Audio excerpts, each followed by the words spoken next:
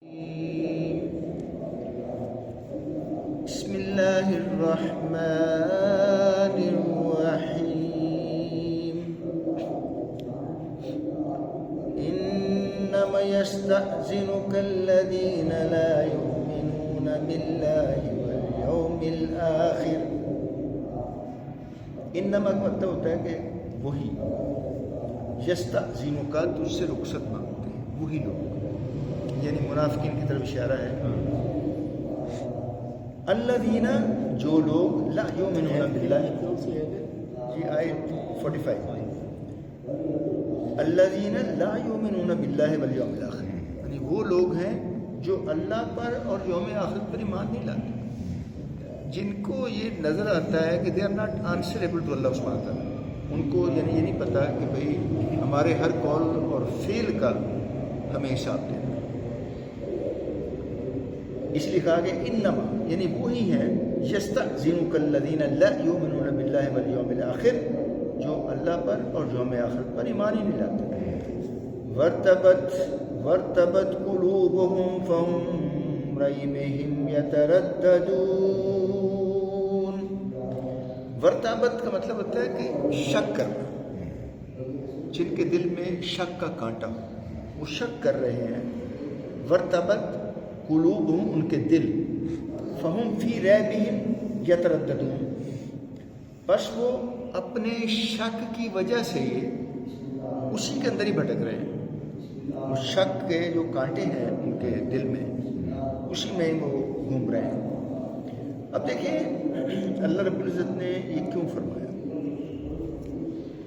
جب اللہ تعالیٰ نے کہا نا انفروا خفافا وثقالا وجاہدوا باموالکم وانفسکم فی سبیل اللہ ذالکم خیر لکم ان کنتم تعلمون، کہ تمہارے لیے بہتر ہے جہاد کرنا اگر تمہیں اس بات کا ادراک ہو.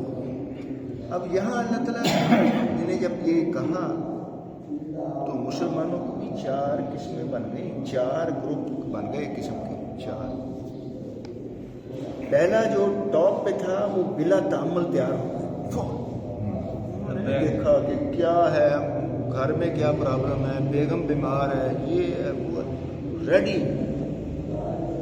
دوسرا جو گروہ تھا وہ ان کے دل میں تھوڑا سا تردد تھا، سفر لمبا ہے، مدینہ منورہ سے 600 کلومیٹر تقریباً جو تبوک ہے اور ڈیزرٹ ہے پورا، یعنی تھوڑا سا تردد میں گئے وہ، یعنی تھوڑے سے ڈولے لیکن پھر سمجھ کے نکل گئے اس میں کہانی. اب تیسرا گروہ کون سا تھا؟ جو واقعی ضعیف تھے، جن کے پاس زیادہ راہ نہیں تھا، جن کے پاس سواری نہیں تھی، ان کے یعنی ٹیکنیکل پرابلم تھے جو جائز تھے، ان کو پھر اللہ نے خود ہی اجازت دے دی. یعنی سفر کے لیے ان کے پاس کوئی وہ معاملات نہیں تھے. اب لمبا سفر ہے، پیدل میں تو وہ کئی مہینوں میں پہنچتے. اس کے علاوہ چوتھا جو گروہ تھا نا جی، وہ محض کاہلی کی وجہ سے شریک نہ ہوا. مسلمان تھے، مومن تھے، لیکن کاہلی کی وجہ سے وہ شریک نہ ہوئے. پھر جب نبی کریم صلی اللہ علیہ وسلم 20 دن تبوک رہنے کے بعد جب واپس آئے، وہ روم کیسے روم تو آئے نہیں، جنگ سے بھاگ گئے وہ لوگ، ڈر گئے. مطلب آپ وہاں بیٹھے رہے بارڈر کے اوپر، اور وہ واپس آئے ہیں تو پھر انہوں نے اپنے آپ کو پیش کر دیا کس کے لیے؟ توبہ کے لیے اور سزا کے لیے. اپنے آپ کو اللہ کے رسول وسلم کے سامنے پیش کر دیا کہ غلطی ہو گئی، سستی ہو گئی، کالی ہو گئی. اور پھر فرمایا گیا وَلَوْ أَرَادُوا الْخُرُوجَ، وَلَوْ أَرَادُوا الْخُرُوجَ، اگر وہ ارادہ کرتے نکلنے کا یا ارادہ کر ہی لیتے نکلنے کا، لَا أَعَدُّوا لَهُ عُدَّةً، تو اگر مطلب یہ اللہ تعالیٰ نے یہاں یہ کہا ہے کہ اگر وہ نکلنے کا ارادہ ان کا ہوتا، یہاں یہ مفہوم ہے کہ اگر ان کا مصمم ارادہ ہوتا کہ ہم نے جہاد پہ جانا ہے تو وہ کچھ تیاری نہ کرتے، کچھ تیاری نہ کرتے. اس کی جس بندے نے پتہ ہو کہ میں نے نکلنا ہے، گھوڑا ہے، خچر ہے، کچھ ہے، کچھ زیادہ راہ، کچھ چیز تیاری. ہم یہاں تھوڑی دور تک جاتے ہیں، ملتان، لاہور، کبھی تو بیگ ساتھ لے جاتے ہیں، چیزیں ہیں ساتھ. تو اللہ تعالیٰ نے کہا وَلَوْ أَرَادُوا الْخُرُوجَ الخروج اگر وہ نکلنے کا ارادہ کرتے لا اعدت له عدہ تو ضرور تیار کرتے اس میں سے کچھ سامان یعنی سفر کا. ان کا اصل میں ارادہ ہی نہیں تھا اور وہ جھوٹی قسمیں اللہ کے رسول کے سامنے اٹھا کے رخصت لے گئے. منافق تھے نا وہ. وَلَكِنْ كَرِهَ اللَّهُ بِعَاثَهُمْ وَلَكِنْ كَرِهَ اللَّهُ لیکن اللہ نے ناپسند کیا ان کا اٹھنا یعنی کہ وہ اٹھ کے ساتھ چلے جائیں. اللہ کو بھی ناپسند کیونکہ اللہ کیا ہے اللہ تو دلوں کے اندر آنے والے خیالات کو بھی جانتے ہیں. اللہ تعالیٰ جو کل کی بات ہو رہی تھی کہ اللہ تعالیٰ دلوں کے اندر آنے والے خیالات کو جانتے ہیں. ایک اور جگہ فرمایا سورہ بقرہ میں کہ ان اللہ یعلم ما یسرون وما یعلنون کہ اللہ جانتا ہے وہ کیا چھپاتے ہیں اپنے دلوں میں اور کس چیز کا اظہار کرتے ہیں کس چیز کا اعلان کرتے ہیں. تو اللہ تعالیٰ نے کہا کہ وَلَكِنْ كَرِهَ اللَّهُ بِعَاثَهُمْ تو اللہ کو بھی ناپسند آیا ان کا ساتھ جانا.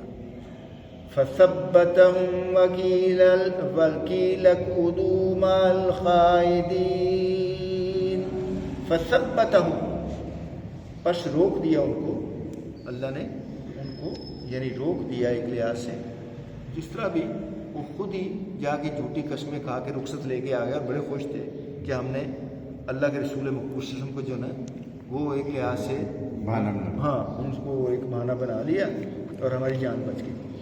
فَثَبَّتَهُمْ وَقِيلَ اقْعُدُوا مَعَ الْقَاعِدِينَ پس روک دیا ان کو وکیلا اور کہہ دیا کہ قِيلَ اقْعُدُوا کہ بیٹھو مع القاعدین بیٹھنے والوں کے ساتھ یعنی جو ضعیف ہیں جنہیں کے پاس زیادہ راہ نہیں ہے جو مطلب چل ہی نہیں سکتے یا بہت بوڑھے ہو گئے ہیں یا بینائی نہیں آنکھوں کی یا کوئی اور ان کا ایسا مسئلہ آ گیا جی ہاں جی عذر ہے شرعی تو ان کے ساتھ بیٹھو ان کے ساتھ بیٹھو. تو اللہ تعالیٰ نے اپنے محبوب کو یہ دونوں باتیں بتا دی کہ ایک تو انہوں نے جھوٹ بول کے رخصت لی آپ سے دوسرا اللہ کو بھی ناپسند تھا کہ یہ اگر اٹھ کے چلے جاتے یہ وہاں خرابہ کرتے یہ وہاں خرابیاں کرتے لوگوں کو جو ہے مس لیڈ کرتے. دیکھیں منافقوں نے جب جنگ احد میں عبداللہ بن ابی گیا ہے کتنے ساتھی تھے 300 اس کے ساتھ تھے ساتھی اور ابھی آدھے راستے میں پہنچے تو وہ کہنے لگا جی کیونکہ میری جو ہے نا وہ رائے نہیں مانی گئی لہٰذا واپس چلو جی. رائے کیا تھی کہ ہم اندر رہ کے مدینے میں لڑیں گے لیکن نوجوان کہتے تھے کہ مدینہ سے باہر جا کے لڑیں گے. تو اللہ کے رسول نے وہ ایکسیپٹ فرمائی اور رسول تو یہ ہوتا ہے نا جب رائے اجتماعی طور پہ کوئی بھی فیصلہ ہو جائے پھر وہ سب کو ہی ماننا چاہیے اور جس کی رائے اگینسٹ ہو وہ بلکہ دعا کرے کہ اللہ شکر ہے میری ممکن ہے میری وجہ سے کوئی معاملہ خراب ہو جاتا اللہ تعالیٰ اسی میں برکت ڈالتا ہے اسی میں خیر ڈالتا. تو وہ عبداللہ بن ابی جب 300 ساتھیوں کو لے کے آ گیا تو اب 700-800 تو ٹوٹل تھے ان میں سے 300 آ جانے تو کتنا ہاں جی نہیں وہ تو بعد میں ہو گئے ابھی تو جنگ سے پہلے ہی واپس آ تو جی ہاں 1000 ٹوٹل تھے تو ان میں سے 300 یا 300 سے کچھ ہاں وہ نکل آئے تو 700 رہ گئے. تو ایک دم حوصلہ ٹوٹتا ہے نا دوسروں کا جبکہ آپ کے سامنے جو فوج آ رہی ہے بہت زیادہ لوگ ہیں وہ اور ٹرینڈ ہے وہ لوگ. تو یہاں پہ کہا گیا ہے کہ لو خرجوا فیکم ما زادوکم الا خبالا. یہاں پہ اللہ تعالیٰ نے کلیئر کر دیا لو خرجوا اگر وہ آپ کے ساتھ نکل جاتے ما زادوکم الا خبالا تو نہ بڑھاتے تم کو مگر خرابی کے لحاظ سے مطلب خراب کرتے آپ کو پریشان کرتے مس لیڈ کرتے چیٹ کرتے.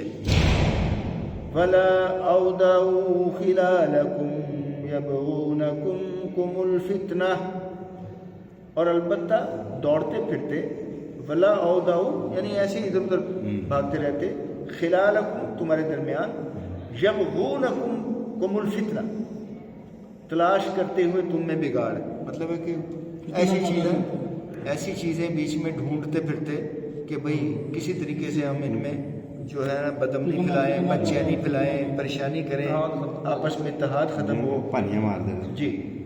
وَفِيكُمْ سَمَّاعُونَ لَهُمْ. اب دیکھیے یہاں اللہ پاک نے ایک زبردست بات کی، زبردست بات کی کہ اس میں جاسوس بھی تھے. ان میں سماعون کو جاسوس ہے، ان میں جاسوس بھی تھے جو ان منافقین کو ساری خبریں اندر کی دیتے تھے. جی اللہ تعالیٰ نے کہا وَفِيكُمْ، تم میں سماعون لَهُمْ، یعنی جاسوس بھی ہیں جو ان کو یعنی آگاہ کرتے ہیں. وَاللَّهُ عَلِيمٌ بِالظَّالِمِينَ، اور اللہ تعالیٰ ظالموں کو خوب جانتا ہے، اللہ تعالیٰ ظالموں کو خوب جانتا ہے. لَقَدِ ابْتَغُوا الْفِتْنَةَ مِنْ قَبْلِ، وہ بگاڑ کی تلاش پہلے سے کرتے رہے ہیں، یعنی وہ کوئی نئی بات نہیں تھی، پہلے سے بھی وہ یہ کام کرتے رہے ہیں، مطلب ان کی عادت بن چکی ہے، یعنی ان کا وتیرہ تھا یہ کہ وہ اس قسم کے اپنے کریں. وَقَلَّبُوا لَكَ الْأُمُورَ، اور الٹ پلٹ کرتے رہتے ہیں تیرے کاموں کو. یعنی وہ جو منافقین ہیں اور جاسوس ہیں ان کا تو کام ہی یہ ہوتا ہے نا، تھوڑی سی اگر بات پتہ بھی لگ گئی تو اس میں کچھ اور ملا کے یہ کر کے ادھر جا کے بہت اس کو. اور منافق تو پھر منافق ہے نا، وہ تو وہ کیا ہے کہ وہ کیا کہا گیا کہ درک الاسفل فی النار.